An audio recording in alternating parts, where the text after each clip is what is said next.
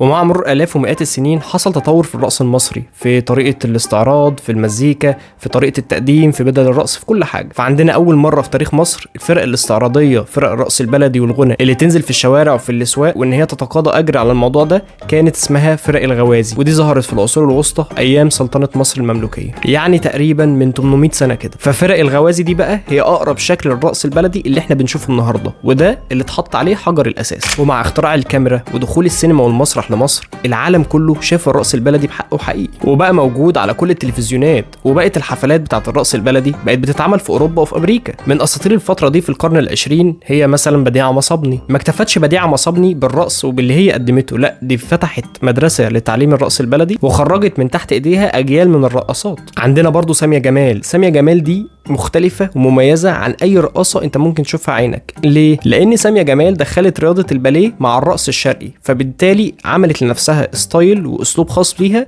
ما تشوفوش في أي واحدة بترقص أبدا. وعندنا برضو تحية كاريوكا. الجيل ده بقى هو ده الجيل اللي اخترع البدلة المترتر، البدلة اللي بتلمع دي.